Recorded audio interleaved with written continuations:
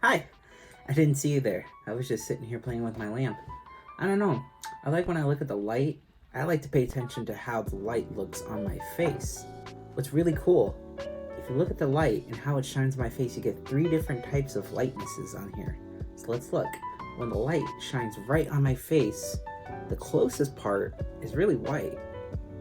The middle part, that's not too far away but not too close, it's kind of like a middle color. It's right, not too dark, not too light. And then, all right here, as far away as possible, that is the darkest part. And you can get all that just from a little light. Actually, that has to do a lot with what we're going to be learning about today, which is value. Now, when we talk about value in art, we're not really talking about how much money a painting is worth or how much a painting means to us personally. What we're really talking about is all the different lights, darks, and in-betweens of a single color or shade in a picture. If we look at this picture here, we see a lot of dark parts where the shadows are. We see some gray parts in the middle that are not too dark and not too light. And we also have some very light areas where the light hits the most. So we go from dark to medium to really light. And if we arrange all the different values of a single picture from darkest to lightest or lightest to darkest, we call that a value scale. Now, if I were to make a value scale with a pencil, I can actually make light, medium, and dark values all with the same pencil. The trick: the harder I press on my pencil, the darker I get.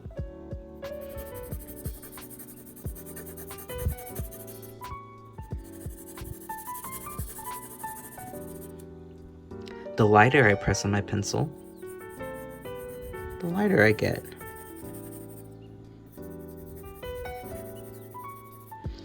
And if I hold my pencil just a little firmer and press down a little harder, I can get my dark gray, and if I lighten it up a little bit, a light gray. All it is how hard you press your pencil. If you press it down as hard as you can, you get a really hard, dark color. And if you hold it just so lightly, you get a nice light color.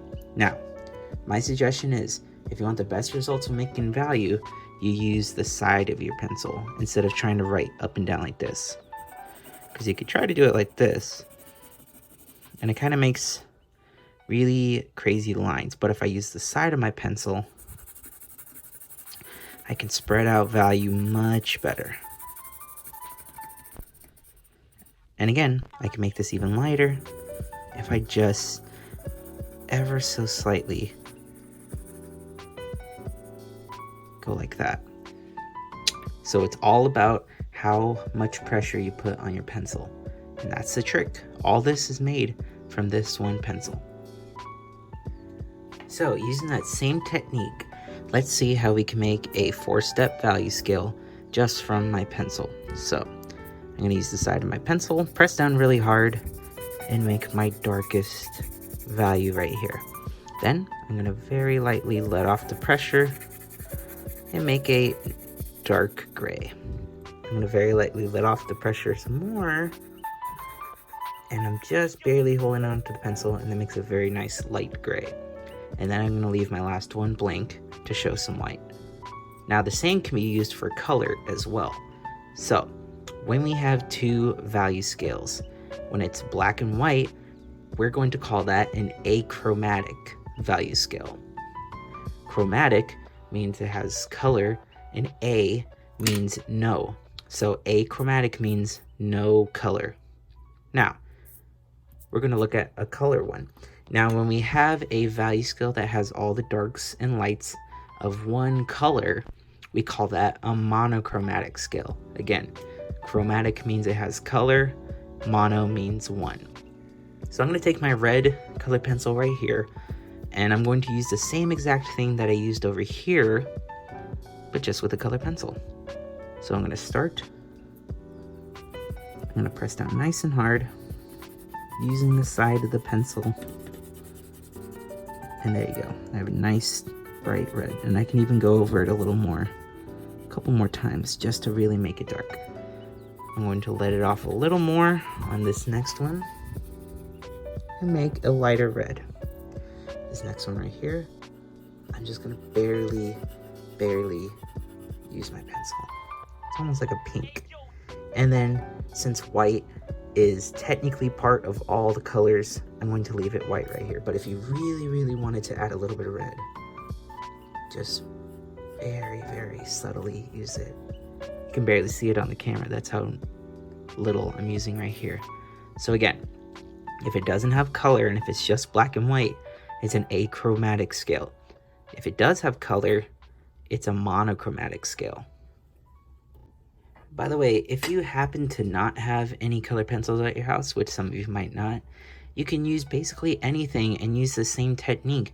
You can use crayons, markers, anything you have at your house, paint even. And remember, if you don't have anything, if someone's going to the dollar store, you might want to ask them for it. But we're not requiring you to do a ton of color. So even if you find a spare color pencil around, it'll do just fine. Now the cool thing about value is that it could take something that's two-dimensional or flat and make it look like it's three-dimensional or like it's popping out. Now right here we have a little cube, and honestly it looks a little 3D, but we can improve upon it. Right now it looks kind of like it's just a bunch of lines that are connected together, but with a little bit of value we could take this cube and really make it look like it's popping out of our paper. So let's pretend there's a little light coming from here. This is the best way to make anything look like it has shadows, is just use your imagination and think that there's a little light right here. This little side right here is going to be the lightest side because it's the closest to the light. So we're gonna leave that white for right now. Now this side right here is closer to the light, but it's kind of farther away too.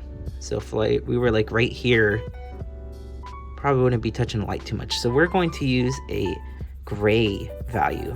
So again, using your pencil, just press down a little bit. Don't press down too much, but just enough to make some gray. And if you need to go over once or twice, that'll work too. Now this side is going to be the farthest from the light. So this is going to be our really dark side. So start putting some pressure down and really get some darkness in there. And right here, again, the more we go over, the darker it'll get. And right there. I think that looks much better than we originally started. Now it really feels like this cube has volume, or that we can actually touch it. That's the beauty of value. Now the packet also talks about something called atmospheric perspective. Now that sounds really big and scary, but it's actually pretty simple. I don't want this video to be super long, so I'm not going to sit and talk to you guys about it right now, but luckily enough, I did find a really good video on YouTube that should explain everything to you guys. So I'll be linking that to your guys' section on the Google Classroom just for you guys to follow along. Hopefully that'll answer any questions you have. Alright friends, that is the basics of value in art. So hopefully you guys can take everything that you learned from this mini lesson and the resources that I found from YouTube and really do a good job on these activities in your packet. Now remember, if you have any questions at all or if you're stuck, feel free to come to one of our office hours from 9 a.m. to 10 a.m. But make sure you go to the one that is made for your grade level. Remember to check that schedule on the Google Classroom. But other than that, I hope you guys are staying safe. I hope you guys are staying responsible, and I hope you guys are staying respectful. And I hope you guys are staying inside and staying healthy, which is the most important thing right now. All right, we'll see you guys in the next video. Take care. Miss ya.